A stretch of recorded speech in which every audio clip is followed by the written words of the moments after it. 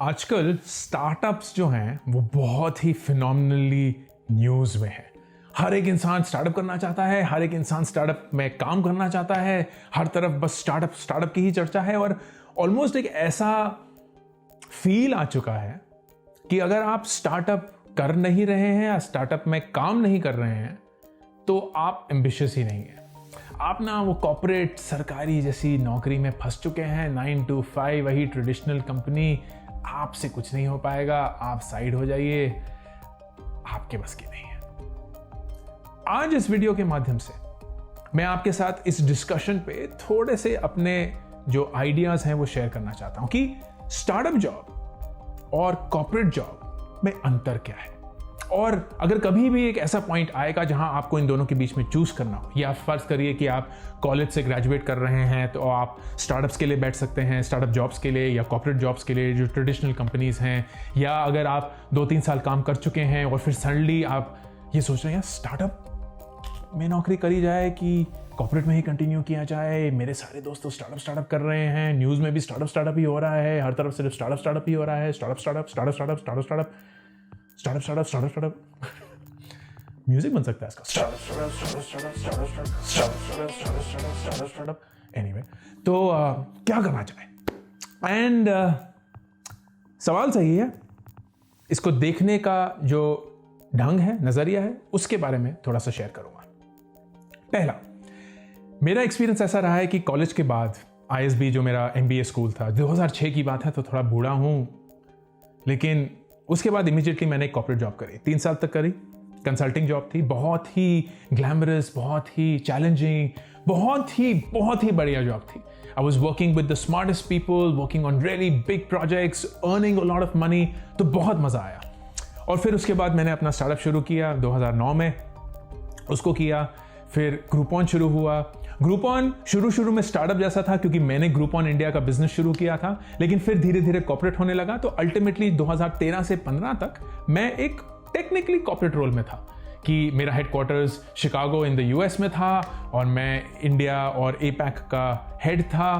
तो फिर सारी रिपोर्टिंग मेरी US में थी या कहीं APAC में थी और वहाँ जाना होता था, वही रिपोर्टिंग थी, वही जो फंडामेंटल कॉर्पोरेट चीज़ें होती हैं जो करनी होती हैं, वो सारी चीज़ें थी। तो और उसके बाद फिर नियर बाय हुआ, विच वॉज कंप्लीट स्टार्टअप ये चलता रहेगा। तो काफ़ी तजुर्बा है दोनों साइड ऑफ द इक्वेशंस का कि कैसे कॉर्पोरेट जॉब होती है, कैसे स्टार्टअप जॉब होती है। And I feel that it is very important that everyone recognises कि इन दोनों में प्रोज क्या है और कॉन्स क्या है, इन दोनों के एडवांटेजेस क्या है और डिसएडवांटेजेस क्या है। स्टार्टअप जॉब से नहीं, कॉर्पोरेट जॉब से शुरू करते हैं। कॉर्पोरेट जॉब में ऐसा लोगों को लगता है यार बहुत ही बोरिंग होती है, बहुत ही ट्रेडिशनल होती है, बहुत ही स्लो होती है, ग्रोथ नहीं होती है, वो बॉस के तलवे चाटने पड़ते हैं, वो हाँ ही करना पड़ता है, वो यस सर यस मैम करना पड़ता है। लेकिन वो सब ना एक थोड़ा सा बोलते हैं ना जनरलाइजेशन, स्टीरियोटाइपिंग है, वही है। Here's what is the good thing about corporate jobs. Corporate jobs में एक स्ट्रक्चर होता है। आप जब कभी भी किसी भी लार्ज कंपनी या कोई भी ऐसी एस्टैब्लिश कॉर्पोरेट में काम करेंगे तो आपको सबसे पहली चीज जो शायद आपको महसूस नहीं होगी until you actually go to a non-structured environment, कि वो बहुत स्ट्रक्चर्ड होती है। इसका मतलब क्या होता है कि उनकी प्लानिंग होती है। They plan in advance, they plan through a way कि हमारा ये क्वार्टर का टारगेट है, हमारा ये साल का टारगेट है, हमारा ये 5 साल का 10 साल का टारगेट है। जितनी बड़ी कंपनी उतना ही लंबा ड्यूरेशन या time horizon of the target establish किया जाता है। एंड इससे आपको एक अप्रिसिएशन मिलता है कि प्लानिंग, स्ट्रक्चर कितना जरूरी है और कितना इंपैक्टफुल है। ये चीज स्टार्टअप जॉब में नहीं मिलती है क्योंकि startup jobs by definition are not structured. उनको अभी पता भी नहीं है कि कौन कौन सी चीजें करने की वजह से वो कहां पहुंच सकते हैं। They are just figuring it as they move along, which is beautiful in its own right, but can be extremely unstructured for someone जो स्ट्रक्चर से सोचता है, एक प्रोसेस से सोचता है। तो जो सबसे पहली चीज मैंने कॉर्पोरेट जॉब में सीखी वो स्ट्रक्चर था। कंसल्टिंग में स्पेशली स्ट्रक्चर पे बहुत फोकस किया जाता है कि एक प्रॉब्लम को ब्रेक डाउन कैसे किया जाता है। अगर एक बहुत बड़ी प्रॉब्लम आपको मिली है तो उसको छोटी प्रॉब्लम्स में कैसे ब्रेक डाउन किया जाता है और कैसे उन छोटी प्रॉब्लम्स को फिर डील किया जाता है ताकि फिर अल्टीमेटली वो एड अप करके बड़ी प्रॉब्लम को सॉल्व कर सकती है। And that is wonderful. It teaches you so much. दूसरी चीज जो कॉर्पोरेट जॉब में सीखने को मिलती है वो होता है team work at a very different level. Startup में एक टीम वर्क ना बहुत फन सा होता है. सब लोग ज़्यादातर यंग होते हैं, एनर्जेटिक होते हैं, एम्बिशियस होते हैं, बहुत कुछ करना चाहते हैं. तो स्टार्टअप चलता रहता है. तो उसी के चलते बहुत कुछ हो जाता है. लेकिन जब आप कॉर्पोरेट जॉब में होते हैं ना तो टीम का डायनामिक थोड़ा अलग होता है. आप एक बहुत ही बड़ी कंपनी में एक छोटे से पुर्जे होंगे. एंड पुर्जे से मैं कोई डिसरिस्पेक्ट नहीं मीन कर रहा हूँ, लेकिन आप पॉइंट समझ चुके हैं. एक बहुत ही बड़ी मशीन में आप एक छोटे से नट एंड बोल्ट है. लेकिन खूबसूरती यह है कि वो नट एंड बोल्ट उस पूरी मशीन में कितना जरूरी है. वो एक नट एंड बोल्ट अगर ना हो तो वो पूरी मशीन शायद चलेगी भी नहीं, और अगर चल भी गई तो कहीं ना कहीं टूट जाएगी, कहीं ना कहीं जैम हो जाएगी. And that is a very very different understanding. ये एक्सपीरियंस कि मैं चाहे जितना भी छोटा हूं, जितना भी जूनियर हूं, जितना भी मेरे काम की मुझे ऐसे लगता है ज्यादा अहमियत नहीं है, in the larger scheme of things how does it all add up. कैसे हर एक छोटे से छोटा इंसान, छोटी सी छोटी टीम धीरे धीरे धीरे धीरे करके एक पूरी मशीनरी को चलाती है. That is beautiful. क्योंकि जब आपके पास ये एक्सपीरियंस आता है ना, आपके पास एक अप्रिसिएशन आती है कि कैसे हर एक छोटी चीज की भी अहमियत है, हर एक छोटी चीज की भी कितनी इंपॉर्टेंस है. और तीसरी और फाइनल चीज जो मुझे लगता है कॉर्पोरेट जॉब देती है, all said and done, is stability. Stability एक ऐसे लेवल पे जहां आपको सिर्फ फाइनेंशियल स्टेबिलिटी ही नहीं बट इमोशनल स्टेबिलिटी मिलती है, सोशल स्टेबिलिटी मिलती है, और जो बहुत जरूरी है. हर एक पॉइंट पे काफी लोगों को इस स्टेबिलिटी की जरूरत होती है, और वो ये ना जानते हुए, ना समझते हुए इस स्टेबिलिटी को कॉम्प्रोमाइज करते हैं एक स्टार्टअप जॉब लेने के लिए. बहुत सारे ऐसे लोग हैं जो मुझे लिखते हैं कि मेरी एक फैमिली है, मेरी फाइनेंशियल रिस्पॉन्सिबिलिटीज है, लेकिन मैं अपने काम में बहुत बोर हो चुका हूँ, मुझे लग रहा है मेरी कोई ग्रोथ नहीं है, मैं स्टार्टअप ज्वाइन करना चाहता हूँ, तो स्टार्टअप करना चाहता हूँ, तो क्या करूँ, कंफ्यूज्ड हूँ. और मेरा सिंपल सा सवाल उनसे यही होता है कि आप एक स्टार्टअप करना चाहते हैं, बहुत सही है, इसमें कुछ गलत नहीं है. आपके पास फाइनेंशियल रिस्पॉन्सिबिलिटीज हैं, आप उनको जानते हैं, वो भी बहुत खूबसूरत है. लेकिन क्या आपने रिस्क को एसेस किया है? क्योंकि एक स्टार्टअप को ज्वाइन करना ऑब्वियस तो नहीं होता है. सारे ही लोग स्टार्टअप क्यों नहीं करते? इसीलिए क्योंकि स्टार्टअप्स में रिस्क है. बाय द सेम रीजन कि सारे लोग स्टॉक्स में अपना पैसा क्यों नहीं डालते? क्योंकि स्टॉक्स में रिस्क है. So there is a role that fixed deposit या FD plays and there is a role that stock investing plays. और अपनी जिंदगी को मद्देनजर रखते हुए कि आप कितने छोटे हैं, आप कितने यंग हैं, आप कितना रिस्क ले सकते हैं, आपके रिस्क लेने की वजह से आप किस किस सिचुएशन में अपने आप को पा सकते हैं, उन सब के चलते आप एक डिसीजन लेंगे कि क्या आप एक FD की तरफ जाएंगे या एक स्टॉक की तरफ जाएंगे. अब अनफॉर्चुनेटली एक जॉब में आप पोर्टफोलियो नहीं क्रिएट कर सकते. आप ये नहीं बोल सकते ओ हफ्ते के 5 दिन में से मैं 2 दिन स्टार्टअप में काम करूंगा और 3 दिन कॉर्पोरेट जॉब में काम करूंगा. काश ऐसा हो पाता, लेकिन नहीं हो सकता है. तो आपको एक डिसीजन लेना पड़ता है. इन्वेस्टिंग में तो आप बोल सकते हैं कि 40% of my money will go in FD, 60% will go in stocks या वाइस वर्सा. तो आप एक पोर्टफोलियो, एक डिवर्सिफिकेशन बना सकते हैं, लेकिन जॉब में एक डिसीजन लेना पड़ेगा. So it's very important for you to know कि जो स्टेबिलिटी है जो एक कॉर्पोरेट जॉब से आती है, फाइनेंशियल, इमोशनल, सोशल, की आपके माँ बाप बोल सकते हैं. मुझे याद है जब मेरी पहली नौकरी लगी थी ISB के बाद, तो मैं 2 कंपनीज के लिए बैठा था इंटरव्यू के लिए. एक थी विप्रो और एक थी जो कंपनी मैंने फाइनली ज्वाइन करी, उसका नाम है AT Kearney. It's a management consulting firm. और मुझे याद है जब मेरा AT Kearney में हो गया, जो कि बहुत ही प्रेस्टिजियस जॉब थी, मैंने अपनी मॉम को कॉल करके बताया कि मेरा AT Kearney में हो गया. उनका पहला रिएक्शन पता क्या था? वो जो विप्रो का इंटरव्यू था उसका क्या हुआ? क्योंकि उनके लिए विप्रो वाज स्टेबिलिटी. उनके लिए, मैंने विप्रो का नाम सुना है तो मैं जानती हूं कि विप्रो कितनी बड़ी है कंपनी है, मैं जानती हूं कि विप्रो में कितने सारे लोग काम करते हैं, मैं जानती हूं कि Wipro, Azim Premji and all that stuff. मुझे AT Kearney के बारे में कुछ नहीं पता है. वो कौन सी कंपनी है, क्या करती है, कल को बंद हो जाएगी, रहेगी भी, मैं अपने लोगों को क्या बोलूंगी, मैं अपना कंपनी का नाम भी नहीं प्रोनाउंस कर पा रही, एटी करनी है, कारनी है, केयरनी है, जो भी है।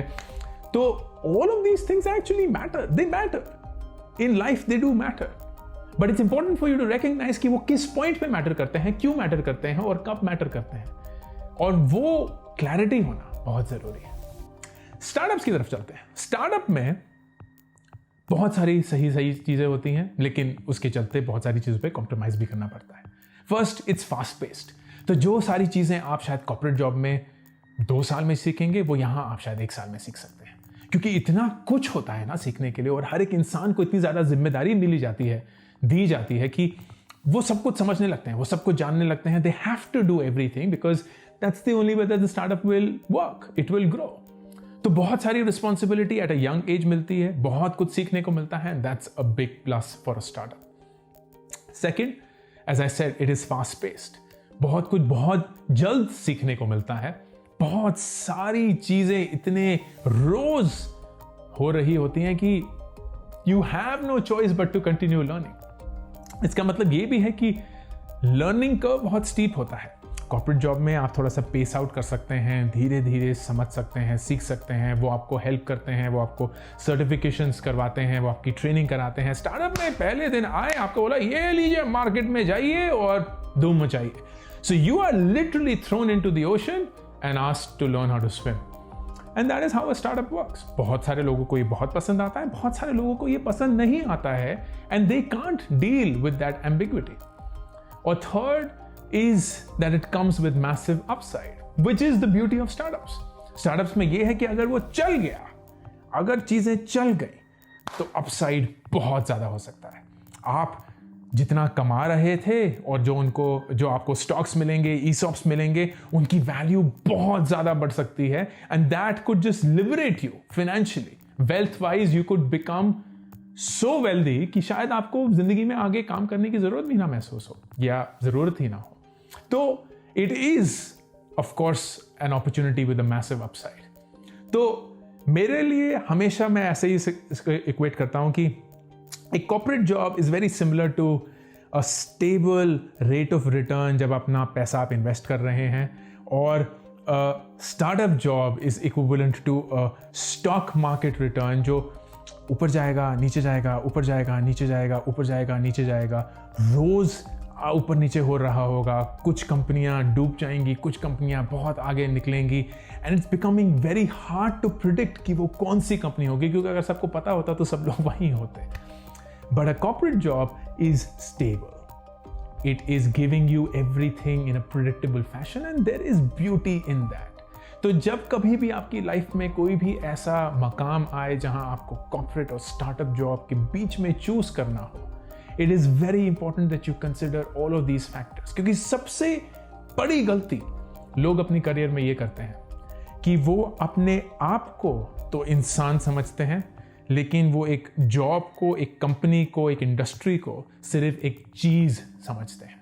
लेकिन मेरा एक्सपीरियंस ये बताता है कि एक जॉब, एक कंपनी, एक इंडस्ट्री एक चीज नहीं होती, वो भी एक पर्सनैलिटी होती है, और उस पर्सनैलिटी के भी कुछ कैरेक्टरिस्टिक्स होते हैं, उस पर्सनैलिटी के भी कुछ ऐसे आइडेंटिफाइंग इमोशंस होते हैं।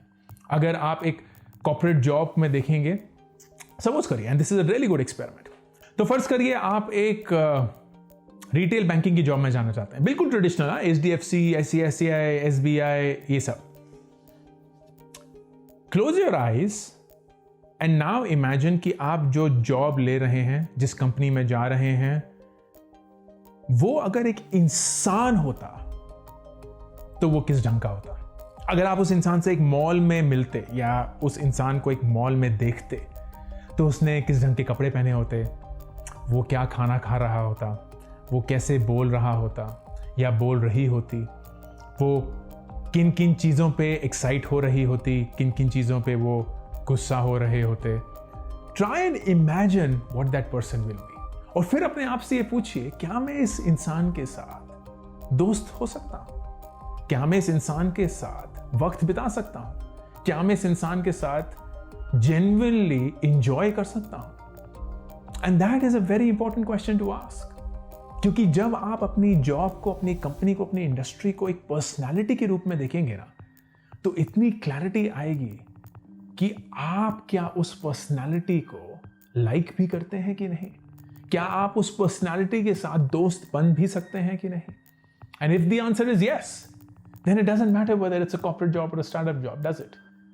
But if the answer is no, then it is very clear कि आप जो भी कर लें, आप उस इंसान के साथ दोस्त नहीं हो पाएंगे, और इसका मतलब यही है कि आप उस जॉब में, उस इंडस्ट्री में, उस कंपनी में खुश नहीं रहेंगे. All the best for that decision. अगर कोई भी और सवाल हो तो प्लीज कमेंट सेक्शन में मेरे साथ पूछिए, मेरे से पूछिए, साथ में नहीं.